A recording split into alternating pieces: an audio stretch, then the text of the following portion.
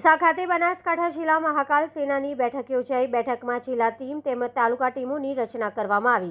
મહાકાલ સેના ગુજરાત પ્રદેશ ઉપાધ્યક્ષ અશોકસિંહ વાઘેલા તથા મહાકાલ સેના બનાસકાંઠા જિલ્લા અધ્યક્ષ શૈલેન્દ્રસિંહ વાઘેલા તથા મોટી સંખ્યામાં મહાકાલ સેનાના જિલ્લાના દરેક તાલુકાના શરૂઆતના પૂર્વ મોટી સંખ્યામાં હોદ્દેદારોની ઉપસ્થિતિમાં બનાસકાંઠા જિલ્લા તથા તાલુકાના નવીન હોદ્દેદારોની વરણી કરવામાં આવી હતી, જેમાં જિલ્લા પ્રમુખ તરીકે શૈલેન્દ્રસિંહ વાઘેલાને જ ફરીથી સર્વાનુમતે વરણી કરવામાં આવી। તેમજ જિલ્લાની ટીમમાં ચેહરસિંહ વાઘેલા, ખારિયા કાંકરેજ તેમજ દરેક તાલુકામાંથી એક વ્યક્તિને જિલ્લાની ટીમમાં વરણી કરવામાં આવી હતી।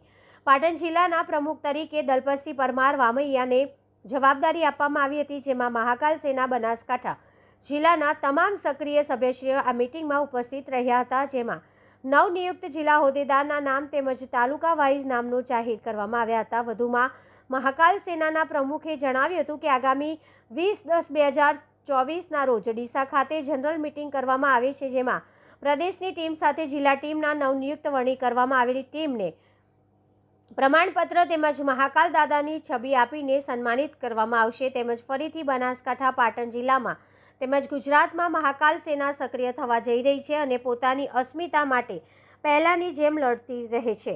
અહેવાલ Jayantibhai Thakkar, DT news live 24 Sihori, Kankrej.